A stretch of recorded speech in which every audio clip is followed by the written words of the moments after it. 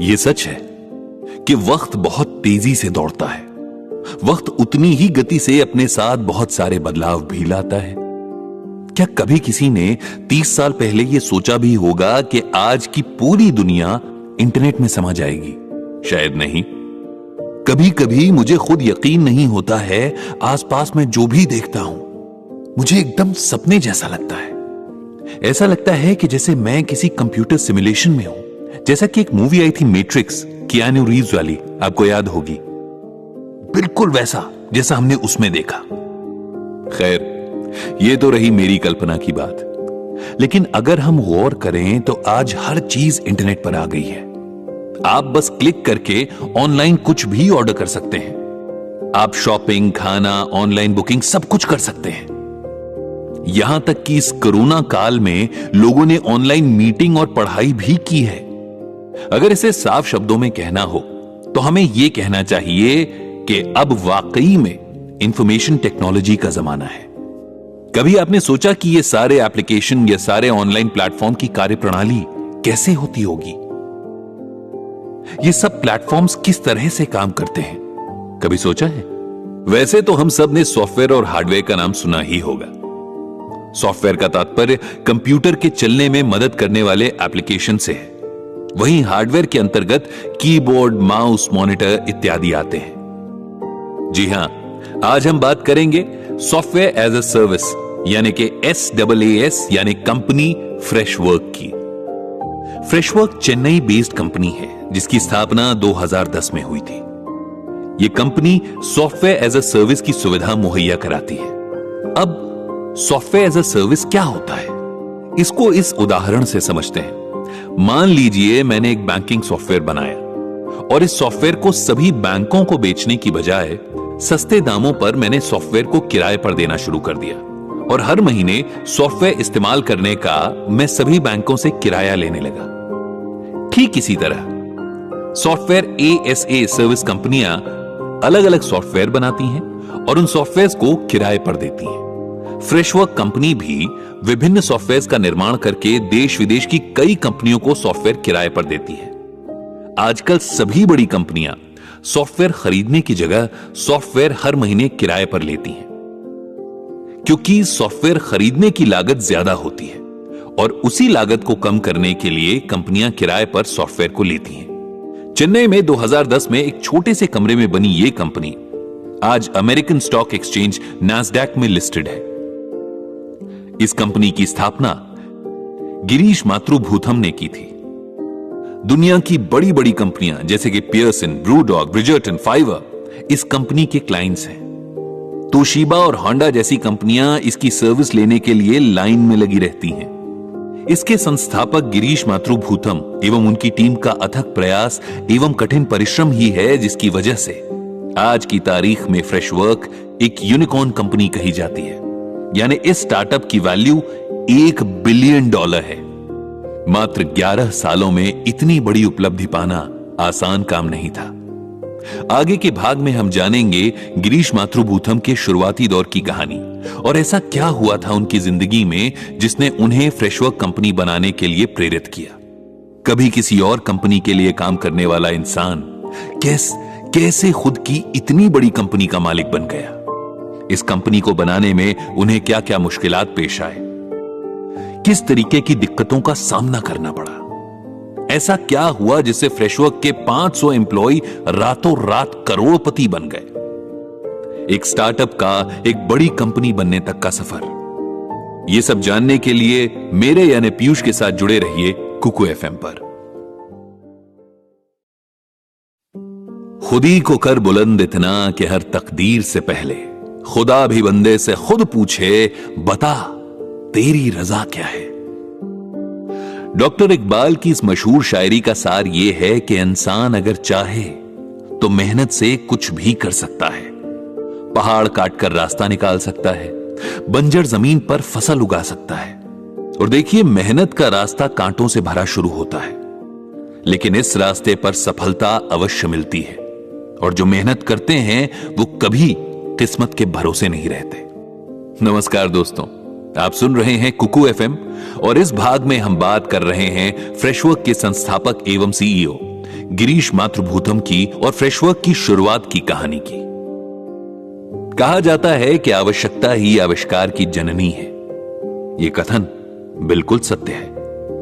आविष्कारों ने मनुष्य को एडवांस नहीं बनाया है, बल्कि मनुष्य की जरूरत ने आविष्कार के दरवाजों को खोला है। कहते हैं कि आवश्यकता ही आविष्कार की जननी है। यह कथन बिल्कुल सत्य है। आविष्कारों ने मनुष्य को एडवांस नहीं बनाया है, बल्कि मनुष्य की जरूरत ने आविष्कार के दरवाजों को खोला है। बात लगभग कुछ साल 2009 के आसपास की है। गिरीश मातृभूतम यूएस में जोहो कॉर्पोरेशन कंपनी में प्रोडक्ट मैनेजर के पद पर कार्यरत थे।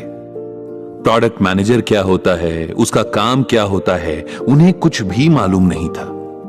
लेकिन गूगल बाबा की मदद से उन्होंने प्रोडक्ट मैनेजमेंट को समझा और अपनी मेहनत और लगन से Zoho corporation product management department में वाइस प्रेसिडेंट के पद पर पहुंच गए। लेकिन गिरीश ने कभी यह नहीं सोचा था कि इनकी जिंदगी कुछ इस तरह से करवट लेगी कि वो एक दिन आईटी क्षेत्र की दुनिया में एक बहुत बड़ा नाम बनकर उभरेंगे। यूएसए को छोड़ने के दौरान गिरीश अपना सारा सामान लेकर चेन्नई वापस जा रहे थे। बल्कि ये कहें कि उन्होंने अपना सारा सामान चेन्नई भेज भी दिया था, लेकिन उनकी सैमसंग की 40 इंच की टीवी टूट गई थी। अब आप सोचेंगे कि इसमें ऐसा क्या था, या हम यूं कहें कि फ्रेशवर्क कंपनी बनाने में सैमसंग का भी हाथ है। खैर, गिरीश ने सभी वस्तुओं का इंश्योरेंस करा रखा था और उन्होंने टूटे हुए टीवी का क्लेम करने के लिए सभी फॉर्मेलिटी एवं सभी जरूरी दस्तावेज जमा कर दिए थे। लेकिन फिर भी इंश्योरेंस कंपनी की तरफ से उन्हें कोई भी संतोषजनक जवाब नहीं मिला। उन्होंने न जाने कितने मेल्स, न जाने कितने फोन कॉल्स उस इंश्योरेंस कंपनी के हेल्प डेस्क को किए, फिर भी बदले में कोई भी जिम्मेदारी से भरा जवाब नहीं मिला। चूंकि यह बात 2010 की है, तो उस वक्त बहुत सारे सोशल मीडिया प्लेटफॉर्म्स आ चुके थे। सोशल मीडिया प्लेटफॉर्म पर गिरीश ने इंश्योरेंस कंपनी के बारे में विस्तार से जानकारी प्राप्त की और उसी सोशल मीडिया पर अपनी टूटी हुई टीवी की एक तस्वीर साझा कर दी। उस वक्त गिरीश को सोशल मीडिया की ताकत का बिल्कुल भी अंदाजा नहीं था और ना ही उन्हें यह पता था कि सोशल मीडिया पर शेयर की गई उनकी टूटी हुई टीवी की तस्वीर उनकी जिंदगी हमेशा के लिए बदल देगी। तस्वीर डालने के कुछ दिनों बाद उस इंश्योरेंस कंपनी के प्रेसिडेंट खुद उनके घर आए और उनकी कंपनी द्वारा की गई खराब सर्विस को लेकर गिरीश से माफी मांगी और उनके क्लेम की धनराशि तुरंत उनके खाते में ट्रांसफर करा दी। इस घटना ने गिरीश के दिमाग की घंटी बजाई।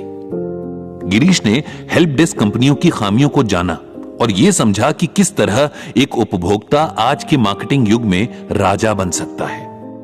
और इसी घटना से जन्म लेती है फ्रेश डेस्क, जो कि बाद में बनी दुनिया की बड़ी स्टार्टअप कंपनीज में से एक फ्रेशवर्क्स। चेन्नई के 700 स्क्वायर फीट के कमरे से शुरुआत की गई इस कंपनी की और यह काम गिरीश ने अपने दोस्त शान कृष्णस्वामी के साथ मिलकर किया।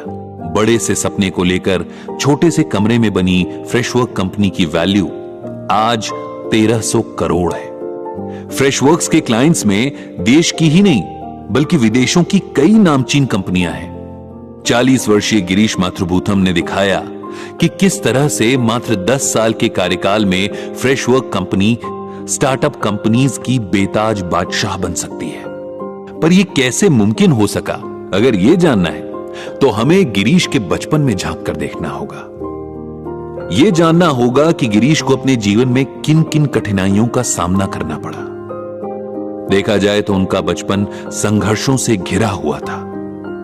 उनके माता पिता के आपसी संबंध अच्छे नहीं थे और दोनों अलग अलग रहते थे। ऐसे में गिरीश ने मुश्किलों से दोस्ती बचपन में ही कर ली थी। घर की देखभाल और जिम्मेदारी गिरीश के नाजुक कंधों पर थी। यहीं से उन्हें स्वावलंबी और आत्मनिर्भर बनने का प्रशिक्षण मिला। गिरीश बताते हैं कि उन्होंने अपनी जिंदगी में बहुत सारे गलत निर्णय लिए और उनके लिए गए गलत निर्णय ने ही उन्हें अपने जीवन में बहुत कुछ सिखाया। गिरीश अपने गलत निर्णयों को ही अपना गुरु मानते हैं। जिम्मेदारियों का बोझ आपको अच्छा पाठ उनका मानना है कि जिम्मेदारियों का बोझ आपको बहुत अच्छा पाठ पढ़ा कर जाता है। गिरीश पढ़ाई में बहुत ज्यादा तेज नहीं थे और बहुत ही मुश्किलों से उन्होंने इंटरमीडिएट की परीक्षा पास की। आए दिन उनकी पढ़ाई को लेकर उनके रिश्तेदार उन्हें ताने मारते थे और उनके भविष्य को अधर में बताते थे। पर फिर देखा जाए तो उन्हें भी कहां मालूम था कि एक दिन यही बच्चा आगे जाकर अपने परिवार, अपने प्रदेश और अपने देश का नाम रोशन करेगा। गिरीश बचपन से ही शांत स्वभाव के थे। उन्होंने अपने रिश्तेदारों पर कभी गुस्सा जाहिर नहीं किया, बल्कि रिश्तेदारों द्वारा फेंके गए तिरस्कार के पत्थरों को चुन चुनकर उसे मील का पत्थर बनाने में जुट गए। अपने वक्त की super duper hit film 3 idiots तो शायद सभी ने देखी होगी।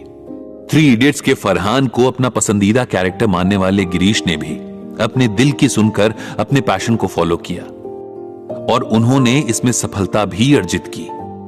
जहां एक तरफ गिरीश के दोस्त लाखों करोड़ों के पैकेज में खेल रहे थे, वहीं गिरीश ने यूएस में अपनी वेल सेटल्ड जॉब को छोड़कर वापस चेन्नई आने का फैसला किया और अपने स्टार्टअप को शुरू किया।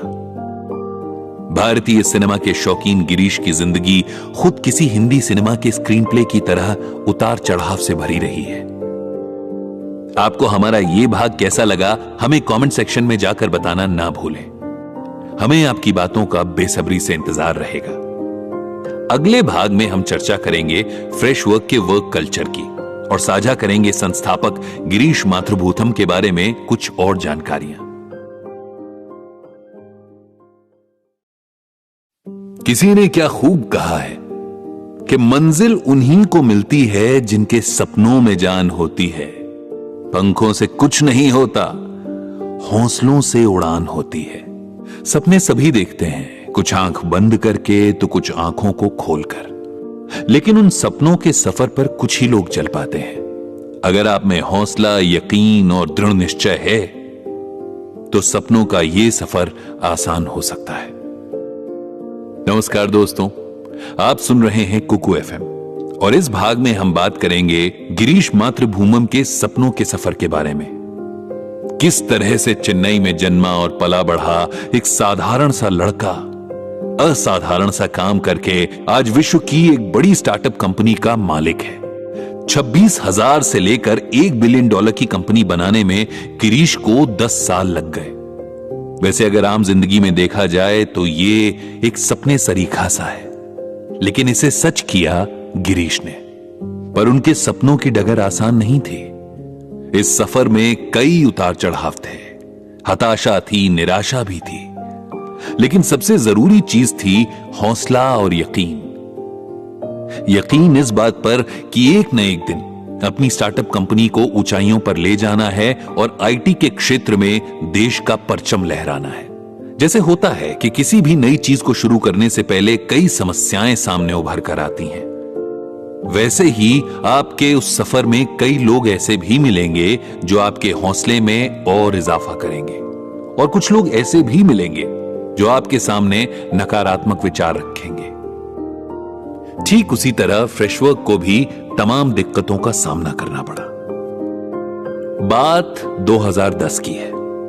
फ्रेश डेस्क नाम से शुरू की गई इस कंपनी को गिरीश के शुभचिंतकों ने बोला कि यह स्टार्टअप चेन्नई में नहीं चल पाएगा, इसे तुम बेंगलुरु में शुरू करो, क्योंकि बेंगलुरु सिलिकॉन वैली है और वहां पर ज्यादा स्कोप रहेगा आईटी कंपनी के लिए।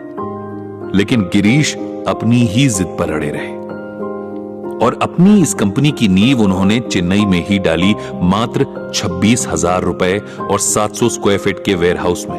गिरीश के बरसों के सपने को पंख तब मिले जब 2011 में माइक्रोसॉफ्ट बिज स्पार्क इंडिया स्टार्टअप चैलेंज में उनकी कंपनी फ्रेश डेस्क विजेता बनी। इसी साल ऑस्ट्रेलिया का एटवेल कॉलेज फ्रेश डेस्क का पहला कस्टमर बना और साल 2011 में ही एक्सेल पार्टनर ने $1 मिलियन की फंडिंग की, जो कि गिरीश के लिए एक बहुत बड़ी जीत थी। एक्सेल पार्टनर द्वारा की गई इस फंडिंग से गिरीश की राह थोड़ी आसान हुई और फ्रेश डेस्क भी लोगों की नजर में आने लगा। साल 2012 में गिरीश ने सफलता की एक और सीढ़ी चढ़ी जब New York based investment firm tiger global management ने $5 मिलियन की फंडिंग की। इस फंडिंग ने गिरीश के हौसले पर 4 चांद लगा दिए और सालों पहले देखा गया उनका सपना उन्हें पूरा होता दिखने लगा। वो अंग्रेजी में एक कहावत है ना कि great power comes with great responsibility. उसी तरह गिरीश के सामने भी नई जिम्मेदारियां आने लगी और ये जिम्मेदारियां अपने साथ कई चुनौतियां लेकर भी आईं और गिरीश ने सभी चुनौतियों का डट कर सामना किया। वो धीरे धीरे आगे बढ़ रहे थे। अमूमन ऐसा होता है कि जब आप आगे बढ़ रहे होते हैं तो बहुत से लोग आपको पीछे खींचने की कोशिश करते हैं, आपकी आलोचना करते हैं। ठीक उसी तरह गिरीश के साथ भी हुआ। उनके आलोचक ये कहने लगे कि गिरीश की ये कंपनी ज्यादा दिन तक टिक नहीं पाएगी और एक दिन माइक्रोसॉफ्ट इसे बंद कर देगा। लेकिन इन सब बातों ने गिरीश की हिम्मत को तोड़ा नहीं, बल्कि गिरीश के जज्बे में और ज्यादा इजाफा किया। वो अपनी कंपनी को आगे ले जाने के लिए दुगने जोश से जुट गए। साल 2014 में गिरीश ने फ्रेश सर्विस नाम का एक नया सीरीज प्रोडक्ट लॉन्च किया। Freshservice IT service management को देखता था। फ्रेश सर्विस के माध्यम से फ्रेश वर्क ने RingCentral, Tailor Made, Vice Media Group, Wake Forest University और चार्जबी जैसे बड़े क्लाइंट्स को अपने साथ जोड़ा। यह साल गिरीश की कंपनी के लिए मील का पत्थर साबित हुआ। इसी साल उनकी कंपनी फ्रेश वर्क को गूगल कैपिटल से पहला फॉरेन इन्वेस्टमेंट मिला और साल 2014 में ही फ्रेश वर्क कंपनी ने अपना पहला ग्लोबल ऑफिस यूएस में खोला और यूएस के बाद लंदन और सिडनी जैसे बड़े शहरों में भी अपनी दस्तक दी और वहां पर भी एक एक ऑफिस बनाया गया। साल दर साल गिरीश मातृभूमम सफलता के नए आयाम छू रहे थे और साल दर साल नई चुनौतियों एवं नए कंपटीशन से भी उनका सामना हो रहा था। गिरीश की माने तो आईटी के क्षेत्र में कार्य करना बिल्कुल भी आसान नहीं है। उनका यह कहना है कि तेजी से बढ़ती हुई कंपनियां जैसे कि गूगल या फेसबुक या सेल्सफोर्स कंपनियों के लिए जीवन कभी आसान नहीं था और न कभी आसान रहा है। अगर आप यहां कार्य कर रहे सभी एम्प्लॉय से पूछेंगे तो सब यही कहेंगे कि इन कंपनियों में काम करना एक केओस जैसा है। हर समय हर तरफ अफरा तफरी जैसा माहौल रहता है। जैसे कि लोग कहते हैं कि किचन हमेशा गंदा रहता है, लेकिन मायने ये नहीं रखता कि किचन कितना गंदा है, बल्कि ये रखता है कि उस किचन से कितना स्वादिष्ट भोजन बनकर आता है और कितने अच्छे तरीके से उसे परोसा जाता है। जीवन हमेशा से ऐसे ही अफरा तफरी से भरा रहा है और आगे भी ऐसा ही रहेगा। गिरीश ने यह भी कहा है कि पिछले 10 सालों में फ्रेशवर्क के लिए सबसे जरूरी बात यह रही कि हमने अद्भुत लोगों को एक साथ जोड़कर एक अच्छी टीम बनाई और एक दूसरे के साथ परस्पर सहयोग से एक दूसरे को नई ऊंचाइयां दी। इस भाग में सिर्फ इतना ही। अगले भाग में हम फ्रेशवर्क से जुड़े कुछ अन्य किस्सों पर चर्चा करेंगे और फ्रेशवर्क से जुड़ी कुछ अन्य रोचक बातों पर भी बात होगी। दुनिया में हर इंसान अपनी जिंदगी में सफल होना चाहता है। कांटों भरा ये सफलता का रास्ता अवसरों के साथ साथ चुनौतियों से भी परिपूर्ण है, लेकिन उनके लिए ये रास्ता फूलों जैसा हो जाता है जिनके अंदर इन चुनौतियों का सामना करने की आग हो। कठिन मेहनत और लक्ष्य के प्रति समर्पण, ये दो मूल मंत्र ऐसे हैं जिनके सहारे आप सफलता के रास्ते पर आसानी से चल सकते हैं। नमस्कार दोस्तों, आप सुन रहे हैं कुकू एफएम और पिछले भाग में हम ये बात कर रहे थे कि किस तरह से गिरीश मातृभूमम ने फ्रेशवर्क्स नाम की कंपनी की स्थापना की और किस तरह से उनकी कंपनी को कई मिलियन डॉलर्स की फंडिंग मिली और उनके जीवन में उन्हें किस तरह की चुनौतियों का सामना करना पड़ा। चलिए इस भाग में उसी कड़ी को जोड़ते हुए आगे बढ़ते हैं और सुनते हैं गिरीश मातृभूमम की कंपनी फ्रेशवर्क्स की सफलता की कहानी और जानेंगे उनकी और भी उपलब्धियों को। साल था 2015।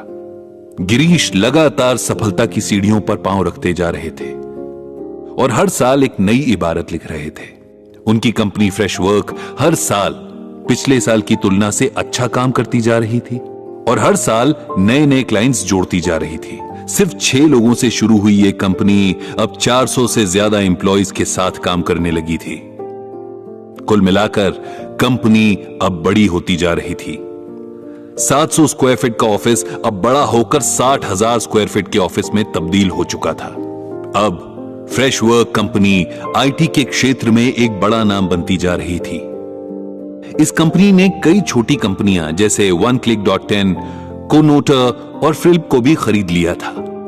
लोग अब फ्रेशवर्क पर भरोसा भी दिखाने लगे थे और कंपनी में काम करने के लिए उत्सुक दिख रहे थे। फिर आया साल 2016।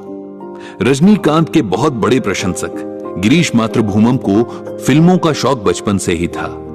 जब भी रजनीकांत की कोई मूवी थिएटर में लगती तो गिरीश अपने साथ काम करने वाले साथियों को फर्स्ट डे फर्स्ट शो दिखाते। वो मजाकिया अंदाज में भी कहते हैं कि इससे हमारी कंपनी का भी प्रमोशन हो जाता है।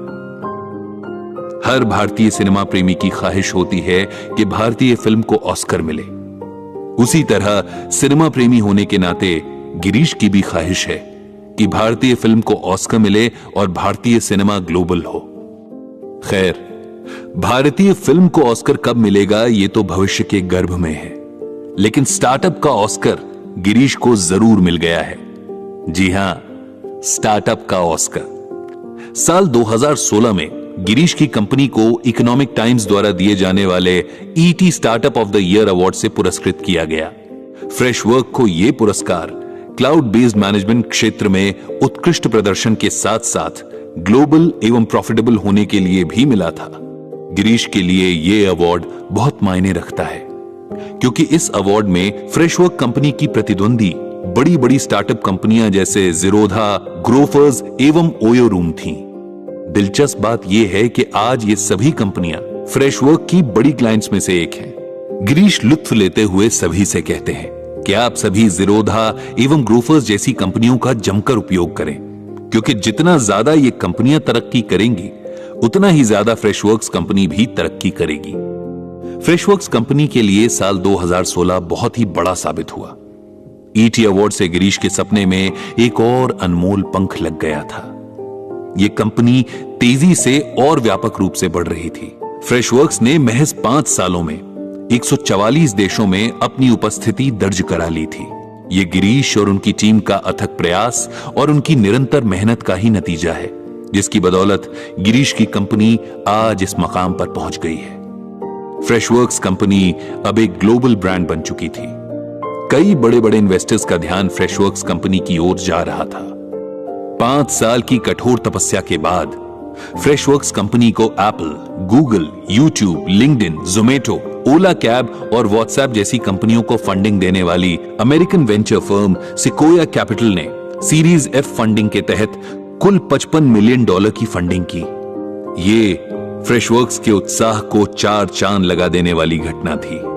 किसी ने भी इतनी बड़ी फंडिंग की उम्मीद नहीं की थी। इस फंडिंग से गिरीश को यह एहसास हुआ कि अब जिम्मेदारियां और बढ़ने वाली हैं, चुनौतियां और तेजी से आने वाली हैं और गिरीश भी आने वाली हर चुनौतियों का सामना करने के लिए तैयारी करने लगे थे।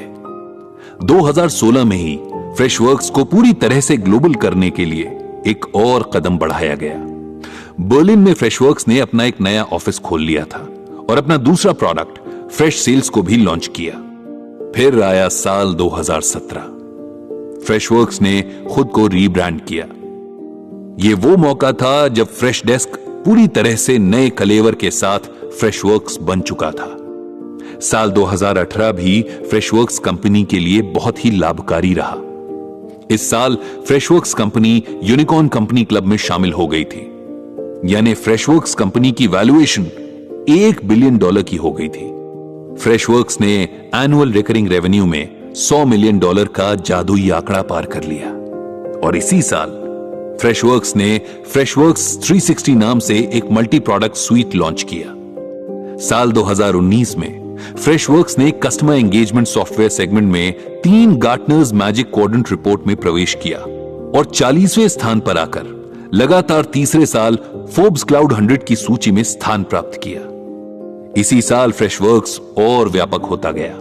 एम्स्टरडैम, बेंगलुरु और पेरिस में अपना एक ऑफिस और खोल दिया और साथ ही फ्रेशवर्क्स में काम करने वाले एम्प्लॉइज की तादाद 4000 से ज्यादा हो गई। 2020 में जहां पूरी दुनिया कोरोना वायरस की चपेट में थी, कई लोगों के बिजनेस ठप हो गए थे और कई लोगों को काफी नुकसान हुआ था, तो वहीं दूसरी तरफ फ्रेशवर्क्स ने $200 मिलियन का एनुअल रिकरिंग रेवेन्यू पार किया। Freshworks CRM customer engagement centre के लिए गार्टनर्स MQ में एकमात्र दूरदर्शी कंपनी के रूप में शामिल हुई और फोर्ब्स क्लाउड 100 पर 24 पायदान का इजाफा करते हुए 16वें स्थान पर पहुंच गई थी। साल 2021 में फ्रेशवर्क्स ने एनुअल रिकरिंग रेवेन्यू में प्रगति करते हुए $300 मिलियन का आसमान छूता आंकड़ा लांघ लिया। लगातार दूसरी साल Freshworks CRM customer engagement centre के लिए गार्टनर्स MQ में एकमात्र दूरदर्शी कंपनी के रूप में शामिल हुई। गिरीश मातृभूमम लगातार सफलता के झंडे गाड़ते जा रहे थे। इस भाग में सिर्फ इतना ही। अगले आने वाले भागों में आपको पता चलेगा फ्रेशवर्क्स के वर्क कल्चर के बारे में, और साथ ही जानेंगे गिरीश मातृभूमम से जुड़े अन्य रोचक तथ्य। साथ ही आपको यह भाग कैसा लगा हमें कमेंट करके जरूर बताइएगा, हमें इसका इंतजार रहेगा। याद है बचपन कितना सुहाना और खुशनुमा होता था। ना किसी चीज की चिंता होती थी और ना ही किसी चीज की फिक्र। बस अपनी जिंदगी की धुन में चले जाते थे और उस वक्त अपने पास बस समय ही समय होता था। पढ़ाई होती थी और साथ ही साथ खेलकूद भी चलता रहता था। बचपन में हमारा तालमेल जिंदगी के साथ बड़ा ही अच्छा रहता था। उस वक्त हम हर उस चीज को बराबर समय देते थे। अक्सर हम लोग ख्यालों में सोचते रहते थे कि काश हम बड़े हो जाएं, जल्दी जल्दी से बड़े होकर अपने सपनों को पूरा करें। और अब जब हम बड़े हो गए हैं तो आपाधापी की जिंदगी में अपने सपनों को पूरा करने के लिए हमने बहुत कुछ पीछे छोड़ दिया है। जो जिंदगी से कभी यारी चलती थी, अब वही जिंदगी हमसे हमारी ही शिकायतें करती है। नमस्कार दोस्तों, आप सुन रहे हैं कुकू FM। पिछले भाग में हमने बात की कि किस तरह गिरीश मातृभूमम ने कठोर परिश्रम के सहारे अपनी कंपनी फ्रेशवर्क्स को सफलता की नई ऊंचाइयों पर पहुंचाया। और देखते ही देखते पिछले 10 सालों में फ्रेशवर्क्स ने वैश्विक तौर पर अपना एक बड़ा नाम बना लिया और विश्व में लोगों को यह बताया कि भारत की tech company world class product बना सकती है। अब इस भाग में हम बात करेंगे फ्रेशवर्क्स कंपनी के वर्क कल्चर के बारे में, यानी फ्रेशवर्क्स कंपनी के काम करने के वातावरण के बारे में। किस तरह से गिरीश मातृभूमम की कंपनी फ्रेशवर्क्स अपने यहां काम करने वाले एम्प्लॉयज का चुनाव करती है, यह जानना बहुत जरूरी है। और इसीलिए हम इन सभी पहलुओं के बारे में विस्तार से बात करेंगे। आज के प्रतिस्पर्धा के इस दौर में निजी जिंदगी और कार्य के बीच तालमेल बिठाना एक टेढ़ी खीर जैसा हो गया है। खुद के लिए वक्त निकालना सपने जैसा है। ऑफिस की टेंशन अब ऑफिस में ना रहकर घर तक पहुंच जाती है। ऐसे में दोस्त, परिवार और अपने लिए सोचने का वक्त ही कहां मिल पाता है। लेकिन बात जब फ्रेशवर्क्स कंपनी की हो तो ऑफिस भी घर जैसा लगने लगता है और काम में दोगुने जोश से मन लगता है। जी हां, आप सोच रहे हैं ये ख्याली पुलाव है। जी नहीं, ये सब सच है। फ्रेशवर्क्स कंपनी का मूल मंत्र है हैप्पी वर्क एनवायरनमेंट, यानी कंपनी में काम करने वाले सभी साथियों को काम करने के लिए खुशनुमा माहौल मिले। गिरीश मातृभूमम का मानना है कि यदि आप अपने साथ काम करने वाले एम्प्लॉय को काम करने का अच्छा वातावरण देंगे तो वो दिए गए टास्क को और अच्छे से करके देगा और कंपनी के साथ काम करने में उसे मजा आएगा। क्योंकि ये कस्टमर रिलेटेड इंडस्ट्री है, तो अगर आपका एम्प्लॉय खुश होगा तो ही कस्टमर खुश हो पाएगा। गिरीश काम का बोझ देने के सख्त खिलाफ है। वो कहते हैं कि काम का बोझ देने से काम की गुणवत्ता में कहीं ना कहीं कमी रह जाती है और ऐसे में जरूरी है कि आप काम करने का आनंद लें, काम का भार ना लें। फ्रेशवर्क्स कंपनी में कार्य करने का तनाव रहित माहौल रहता है क्योंकि खुद इस कंपनी के मालिक गिरीश मातृभूमम को तनाव रहित कार्य करना पसंद है। अक्सर बड़ी कंपनियों में यह होता है कि सीईओ को अपने एम्प्लॉयज और साथियों की सुध नहीं होती, लेकिन जमीन से जुड़े गिरीश के साथ ऐसा कुछ भी नहीं है। यदि साथ में काम करने वाले किसी भी एम्प्लॉय को किसी भी प्रकार की समस्या या असुविधा होती है तो गिरीश खुद व्यक्तिगत स्तर पर उस एम्प्लॉय की समस्या का निदान करने की कोशिश करते हैं। मिलनसार स्वभाव के गिरीश काम करने वाले सभी साथियों और एम्प्लॉयज की प्रगति का आकलन खुद करते हैं और सभी को अच्छे से गाइड करते हैं और दिशा निर्देश देते हैं। खुद आगे आकर सभी का नेतृत्व करते हैं। सही मायने में गिरीश एक अच्छे लीडर हैं। और ये उनकी लीडरशिप का ही नतीजा है कि फ्रेशवर्क्स कंपनी का डंका पूरी दुनिया में बज रहा है। गिरीश माथुरभूतम का मानना है कि वर्क लाइफ बैलेंस से बेहतर है वर्क लाइफ इंटीग्रेशन। वो वर्क लाइफ बैलेंस और वर्क लाइफ इंटीग्रेशन को समझाते हुए कहते हैं कि वर्क लाइफ बैलेंस में आपको लगता है कि काम बोरिंग है और जिंदगी आनंददायक है और एंजॉय करने के लिए है, जबकि वर्क लाइफ इंटीग्रेशन में ऐसा नहीं होता। इसमें काम और जिंदगी दोनों आनंददायक है और दोनों को ही एंजॉय किया जा सकता है। फ्रेशवर्क्स कंपनी में वर्क लाइफ इंटीग्रेशन पर ज्यादा जोर दिया गया है।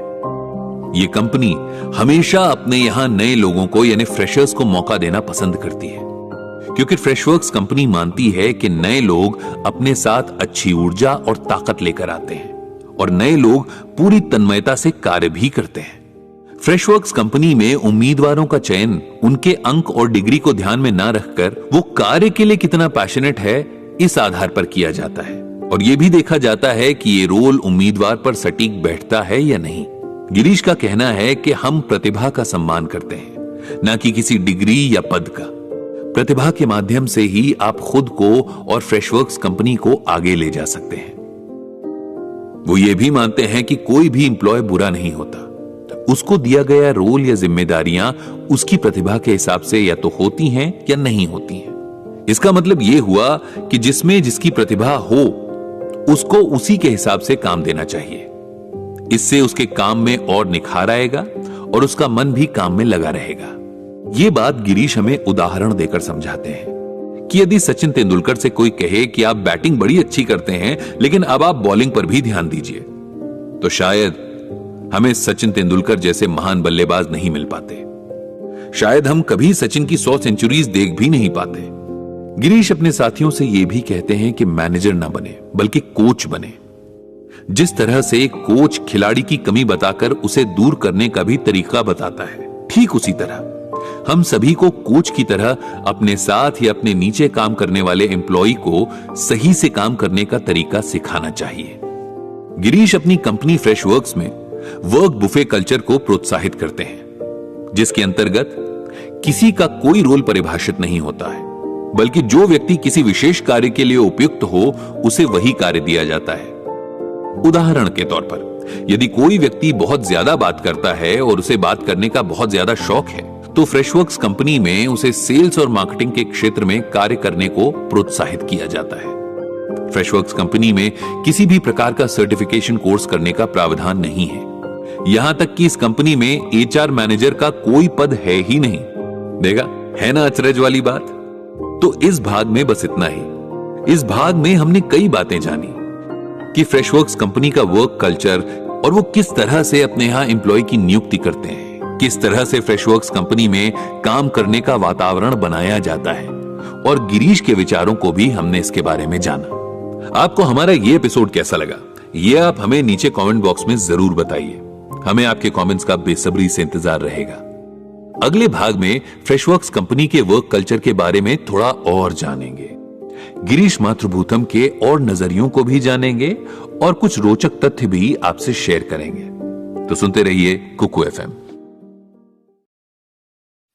हर इंसान अपनी जिंदगी में सुकून चाहता है, और सुकून आपको तभी मिल सकता है जब आपके मन में संतुष्टि हो, और संतुष्टि तभी मिलेगी जब आपको खुशी मिलेगी। जैसा कि हमने पिछले भाग में बताया था कि आजकल की भागदौड़ की जिंदगी में सब कुछ कितना पीछे छूटा जा रहा है। इंसान सिर्फ खुद की तरक्की के पीछे भाग रहा है। इंसान सिर्फ खुद की तरक्की के पीछे भाग रहा है। उसे लगता है कि तरक्की से ही उसे सुकून मिलेगा, और इसी तरक्की के पीछे भागते भागते इंसान दिमागी तौर पर इतना थक गया है कि वो हर समय हर पल तनावग्रस्त रहता है। दोस्तों, आप सुन रहे हैं कुकू एफएम। आपको पता है और मुझे भी पता है कि इंसान की जिंदगी में सिर्फ ऑफिस ऑफिस और ऑफिस, और वहां से घर आने के बाद भी ऑफिस। ऐसे में आवश्यक यह है कि जीवन में काम और आनंद के बीच में अच्छा सामंजस्य हो, और यह सामंजस्य तभी सटीक बैठेगा जब आपके काम करने का वातावरण अच्छा और वहां पर काम करने का कल्चर भी ठीक हो। पिछले भाग में हमने चर्चा की थी फ्रेशवर्क्स कंपनी के वर्क कल्चर के बारे में। इसी को आगे बढ़ाते हुए आगे हम चर्चा करेंगे फ्रेशवर्क्स के कल्चर कोड की, और ये हम समझेंगे इस कंपनी के CHRO सुमन गोपालन के नजरिए से। कभी आपने सोचा कि जीवन कितना सुखमय होता यदि जिस कार्य को आप कर रहे हो उस कार्य में आपको आनंद प्राप्त हो? और ऐसा फ्रेशवर्क्स कंपनी में कार्य कर रहे लोगों के साथ जरूर होता है। जी हां, इसके माने हैं यहां का वर्क कल्चर, या यूं कहें काम करने का अच्छा माहौल। ये फ्रेशवर्क्स कंपनी की प्राथमिकता है। फ्रेशवर्क्स कंपनी के वर्क कल्चर के बारे में कंपनी की CHRO सुमन गोपालन कहती हैं कि पहले दिन से हमारा एक ही दृष्टिकोण था कि हम किस तरह की कंपनी बनाना चाहते हैं, उत्पादों का निर्माण कैसे करते हैं, हम किस तरह के लोगों को काम पर रखते हैं, हम एक टीम के रूप में एक साथ कैसे काम करते हैं और हम अपने ग्राहकों के साथ कैसे अच्छे संबंध बनाएंगे। साथ में वो ये भी कहती हैं कि फ्रेशवर्क्स में हम जो कुछ भी करते हैं उसका आधार कल्चर है। एक कंपनी के तौर पर फ्रेशवर्क्स ने पहले दिन से ही अपने कल्चर का निर्माण शुरू कर दिया था। समय के साथ फ्रेशवर्क्स और उसके लोगों के लिए जीवन का वो तरीका और विकसित हुआ जिसे अब हम अपना कल्चर कोड कहते हैं। जैसा कि लोग कहते हैं कि मनुष्य संस्कृति का निर्माण नहीं करता, बल्कि संस्कृति मनुष्य का निर्माण करती है। मनुष्य अपनी संस्कृति से ही पहचाना जाता है। और इसी बात को ध्यान में रखते हुए हमने अपनी कंपनी के कल्चर यानी संस्कृति को मुख्य बिंदु पर रखा है। CHRO सुमन गोपालन ये भी कहती हैं कि हमारे लिए वर्क कल्चर बहुत ही महत्वपूर्ण है। हमारी कंपनी फ्रेशवर्क्स का पहला सिद्धांत ही वर्क कल्चर है। जब हमने मिलकर इस कंपनी की स्थापना की थी तब हमने ये सोचा था कि हम अपने वर्क कल्चर से कभी समझौता नहीं करेंगे। सुमन गोपालन बताती हैं कि हम कंपनी शुरू होने के तीसरे या चौथे वर्ष में थे जब गिरीश हम लोगों के साथ मीटिंग में बैठे थे। उन्होंने वर्क कल्चर के महत्व के बारे में बात की और कहा कि वर्क कल्चर हमारा पहला सिद्धांत है और हम इस सिद्धांत को कभी खोना नहीं चाहेंगे, चाहे हम कितने भी बड़े संगठन क्यों न बन जाएं। यह बात सच है कि फ्रेशवर्क्स का वर्क कल्चर बहुत ही प्रभावशाली है, जहां पर सब अपना 100% देते हैं, स्वयं भी बढ़ते हैं और कंपनी को भी आगे ले जाने के लिए अग्रसर रहते हैं। फ्रेशवर्क्स कंपनी अपने यहां काम करने वाले सभी एम्प्लॉयज की हर चीज का बराबर ख्याल रखती है, चाहे वो आसपास की साफ सफाई की बात हो या फिर खान पान की। फ्रेशवर्क्स के ऑफिस में प्रत्येक दिन साफ सफाई का विशेष ध्यान रखा जाता है एवं सप्ताह के एक दिन पूरी तरह से ऑफिस की सफाई की जाती है। चेन्नई के ऑफिस में कुल 8 से 10 सफाई कर्मचारियों की व्यवस्था की गई है। काम करने वाले सभी एम्प्लॉयज को घर से आने जाने के लिए ऑफिस ने अपनी तरफ से कैब की व्यवस्था कराई है। कुल मिलाकर कंपनी की 15 से 20 कैब्स एम्प्लॉयज के लिए चलती हैं। फ्रेशवर्क्स कंपनी में हर दिन एक भिन्न प्रकार का भोजन परोसा जाता है और प्रत्येक बुधवार को बिरयानी दिवस मनाया जाता है। इस कंपनी का ऑफिस 24 घंटे खुला रहता है और ऐसे में किसी भी एम्प्लॉय को खाने पीने की कोई दिक्कत ना हो, इसके लिए कैंटीन 24 घंटे खुली रहती है और नाइट शिफ्ट में कार्य करने वाले सभी एम्प्लॉयज को डोसा परोसा जाता है। फ्रेशवर्क्स कंपनी में एक छोटा सा गोल्फ कोर्स भी बनाया गया है, जहां पर एम्प्लॉयज गोल्फ खेलकर अपना मन बहला सकते हैं। देखा जाए तो ये चीजें छोटी छोटी हैं, पर जब रोजमर्रा की जिंदगी का हिस्सा बनती हैं, तो आपको पता चलता है कि ये कंपनी किस तरह हर स्तर पर अपने एम्प्लॉयज के लिए काम कर रही है। गिरीश मातृभूतम की ये कंपनी कल्चर के अपने 4 सिद्धांतों पर चलती है, जिसे CHAT कहते हैं। C का तात्पर्य है क्राफ्ट्समैनशिप, H का मतलब है हैप्पी वर्क एनवायरनमेंट, वहीं A से एजिलिटी और T का अर्थ है true friend of customer. CHRO सुमन गोपालन चैट की व्याख्या करते हुए बताती हैं, क्राफ्ट्समैनशिप से तात्पर्य है विचारों से परिपूर्ण होना। एक कार्य करने वाला एम्प्लॉय किसी भी प्रोडक्ट को लेकर कितना सोचता है एवं उसको कितना अच्छा बनाने के लिए क्या क्या नई योजनाएं ला सकता है और उस प्रोडक्ट को किस तरह से बेहतर बना सकता है, यही है क्राफ्ट्समैनशिप। हैप्पी वर्क एनवायरनमेंट के बारे में कंपनी की CHRO सुमन गोपालन हमें समझाते हुए बताती हैं कि आपके कार्य करने का आसपास का माहौल अच्छा होना चाहिए और यही उनकी कंपनी का मुख्य बिंदु है। तीसरा पहलू है एजिलिटी। वो बताती हैं कि एजिलिटी का अर्थ है हम कार्य को किस तत्परता से करते हैं और ये ही हमारी कंपनी का कोर DNA है। इस पहलू से संबंधित कंपनी का यह विचार है कि जो आपका है उसे आप कभी ना खोएं। यानी आपके कार्य में इतनी कुशलता और तत्परता होनी चाहिए कि आपने एक बार जो भी कस्टमर बना लिया, उस कस्टमर को आप कभी जाने नहीं देंगे। चौथा और इस वर्क कल्चर का अंतिम सिद्धांत है true friend of the customer, यानी कस्टमर का सच्चा दोस्त। जिस प्रकार एक सच्चा दोस्त हर वक्त आपका साथ देने के लिए तैयार रहता है, उसी तरह आपको भी कस्टमर की सहायता के लिए हमेशा तैयार रहना चाहिए। इस सिद्धांत के लिए विशेष तौर पर गिरीश कहते हैं कि हम कस्टमर के लिए सिर्फ वेंडर या पार्टनर ना बनकर उसके दोस्त बने। अंत में सुमन गोपालन चैट के बारे में कहती हैं कि चैट दर्शाता है हम किस प्रकार के संगठन हैं। हम जो कुछ भी करते हैं उसका डीएनए चैट ही है। केवल चैट के बारे में लोगों में जागरूकता पैदा करना और उन्हें जानकार बनाना ही काफी नहीं है, बल्कि इसको फ्रेशवर्क्स कंपनी में काम करने वाले हर एम्प्लॉय को आत्मसात करने की जरूरत है। इस भाग में सिर्फ इतना ही। इस एपिसोड में हमने आपसे साझा किया फ्रेशवर्क्स कंपनी के कल्चर कोड के बारे में कई बातें, और हम रूबरू हुए फ्रेशवर्क्स कंपनी की सीएचआरओ सुमन गोपालन के नजरिए से। आपको यह एपिसोड कैसा लगा हमें कमेंट करके जरूर बताइएगा। हमें आपके कमेंट्स का बेसब्री से इंतजार रहेगा। अगले भाग में हम आपसे शेयर करेंगे फ्रेशवर्क्स कंपनी से जुड़े कुछ रोचक तथ्यों को एवं गिरीश और कंपनी की अन्य उपलब्धियों के बारे में। सुनते रहिए कुकू एफएम।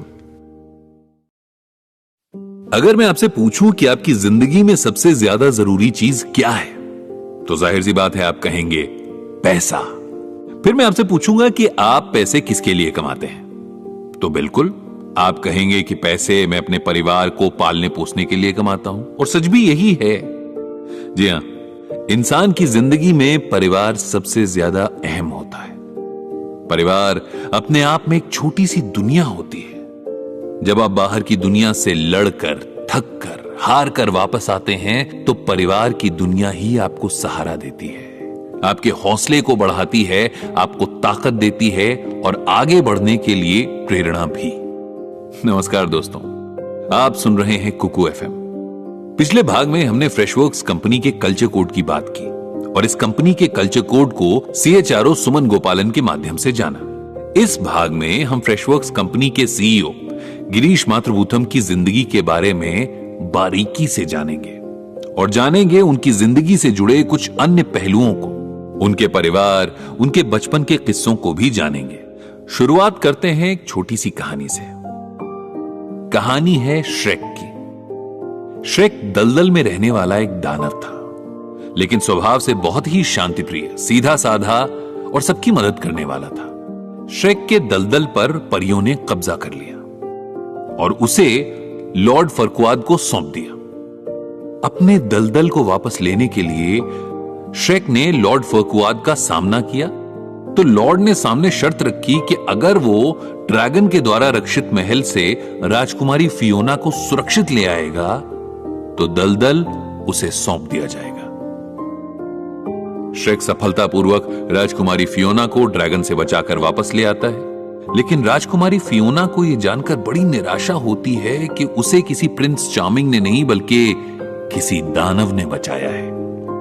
बाद में श्रेक की अच्छाइयों से राजकुमारी फियोना बहुत प्रभावित होती है और कहानी के अंत में उसे श्रेक से प्रेम हो जाता है और दोनों विवाह कर लेते हैं। गिरीश की पत्नी शोभा गिरीश को श्रेक की तरह ही मानती है। अक्टूबर 2002 को गिरीश शोभा के साथ परिणय सूत्र में बंधे। इस विवाह से गिरीश के 2 पुत्र हुए, चरण और संजय।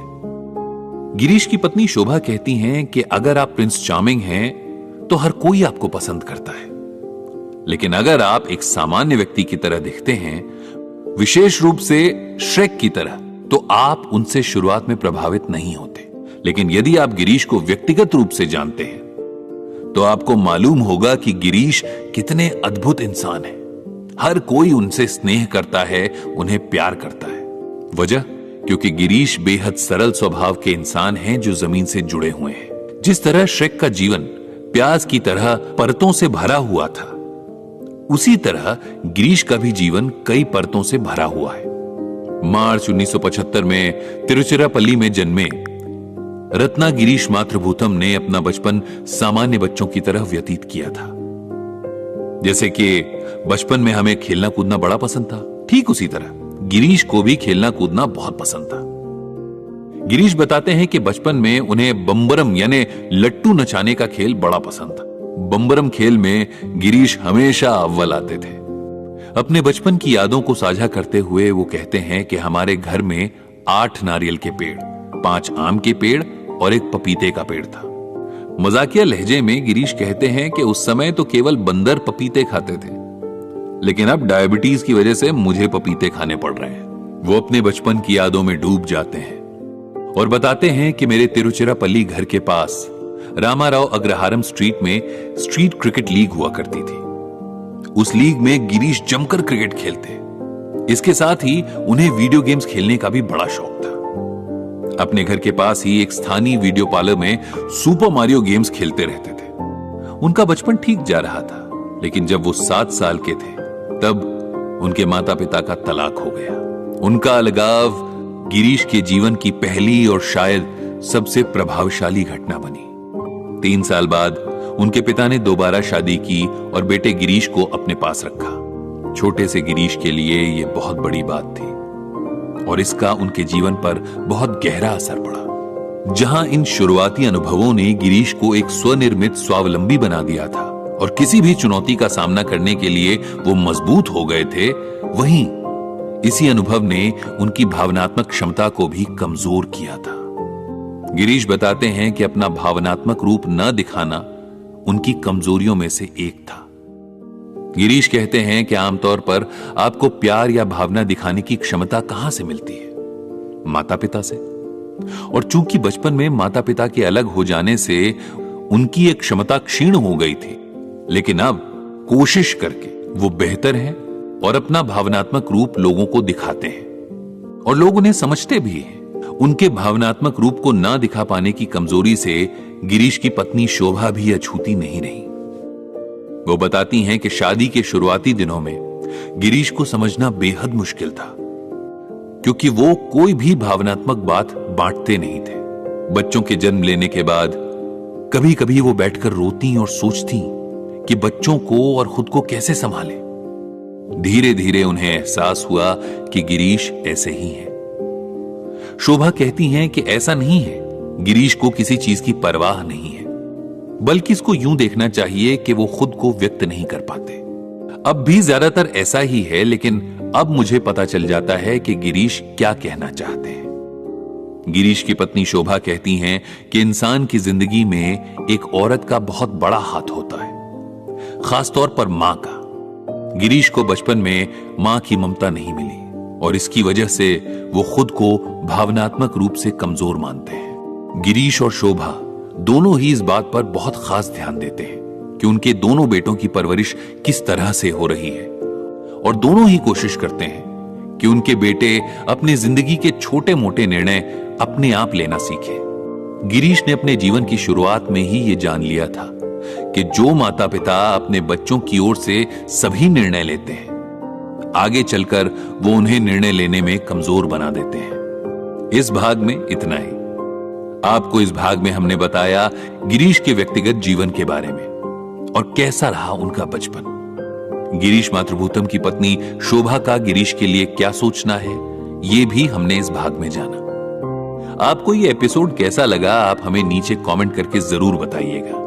हमें आपके कमेंट्स का बेसब्री से इंतजार रहेगा। आगे आने वाले एपिसोड्स में हम गिरीश से जुड़े हुए कुछ अन्य पहलुओं पर चर्चा करेंगे और फ्रेशवर्क कंपनी और उसके संस्थापक गिरीश को और करीब से जानेंगे। इस चर्चा पर जुड़े रहिए हमारे साथ कुकू एफएम पर।